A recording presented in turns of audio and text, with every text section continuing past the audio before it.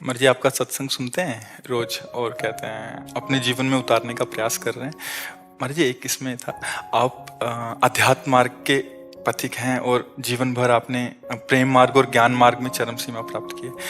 आप एक संसारिक जगत में अपनी मेहनत से या अपने कर्मानुसार उच्चतम वो प्राप्त किया। अब इसमें सबसे बड़ी बात देखो, हम साधना करके लोगों को प्रसन्नता दे रहे हैं, प्रसन्नता ही तो दे रहे हैं, और ये पूरे भारत को प्रसन्नता एक खेल में देते हैं। अगर ये विजयी हुए तो हमारे पूरे भारत में पटाखे छुटाए जाते हैं, पूरे भारत में आनंद मनाया जाता है।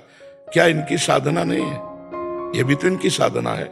यदि उसे भगवत प्रीत्यर्थ कर देते हैं तो इनके साथ पूरा भारत जुड़ा हुआ है।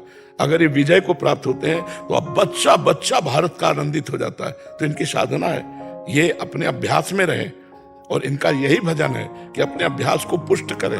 भले वो खेल है लेकिन पूरे भारत को आनंद प्राप्त होता है इनके विजयी होने पर। अगर हम कहीं किसी कारणवश, तो हमें अभ्यास की पुष्टता पर ध्यान देना चाहिए। हमारे अभ्यास में कमी नहीं होनी चाहिए और बीच बीच में नाम स्मरण कर लेना चाहिए। तो इनके लिए यही साधना है। अपने अपने लक्ष्य को अगर हम दृढ़ता से निभाएं तो हम अपनी जगह उन्नति को प्राप्त होंगे और ये अपनी जगह उन्नति को प्राप्त होंगे, और दोनों एक ही जगह पहुंचेंगे।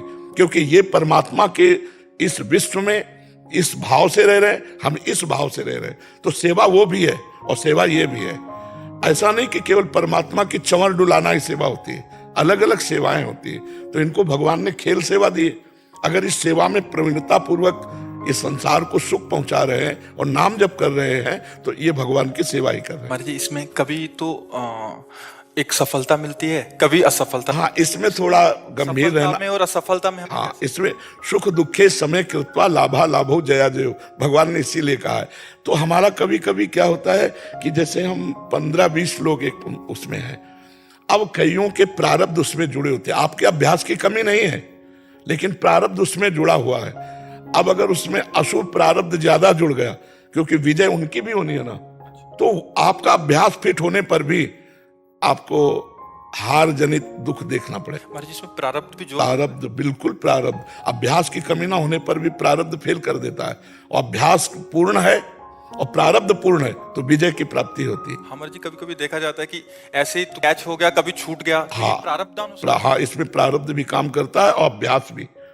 जैसे मानो 15-20 की, अब ये अभ्यास में बहुत प्रवीण है लेकिन इस बार प्रारब्ध है कि दुख भोगना है, तो आपको उनके संग के प्रभाव से, क्योंकि पूरा खेल एक से तो होगा नहीं, तो आपका किया हुआ अभ्यास भी फेल हो जाएगा। अभ्यास ही केवल नहीं है, उसमें प्रारब्ध भी है। असफलता में हमें कैसे रहना है? हमको उस समय भगवान का चिंतन करते हुए धैर्य रखना पड़ेगा। है बड़ा कठिन, है बड़ा कठिन, क्योंकि असफलता में कोई धैर्य पूर्वक मुस्कुरा के निकल जाए, ये बहुत बड़ी बात होती। अब मतलब असफलता में भी जहां से असफलता प्राप्त हुई है उसको गले लगाकर मुस्कुरा करके और चल देना। भगवान देते हैं वो क्षमता। असफलता ही सदैव नहीं रहेगी, दिन नहीं रात, रात कैसे रह सकती है। हमको धैर्य पूर्वक भगवान का स्मरण करते, पर है बड़ा कठिन, क्योंकि जो सफलता में सम्मान मिलता है तो असफलता में सम्मान तो नहीं मिलता। मुझे मुझे बस आप बस मुझे बस प्रेम भक्ति दे दो बस। हाँ, ये तो और ऊंची बात है। कह रहे थे कि मैं कहाँ फंस गई। मेरे को तो नहीं, बहुत बहादुर हैं ये लोग। नहीं, संसार का यह सम्मान प्राप्त होने पर ये भक्ति की तरफ मुड़ पाना बहुत कठिन होता है। बाबा हम दोनों बस। हाँ, हमें लगता है कि विशेष प्रभाव आपका इनके ऊपर भक्ति कब पड़ेगा।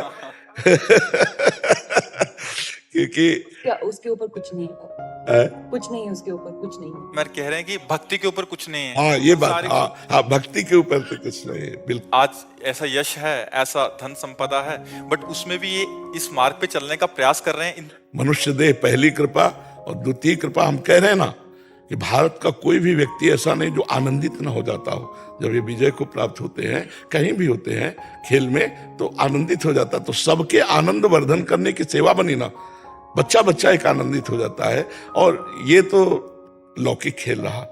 खास बात जो इन्होंने कहा कि भगवान की प्रेम लक्षणा भक्ति, अगर इस खेल में हम जीत गए तो सदा सदा के लिए जीत जाएंगे।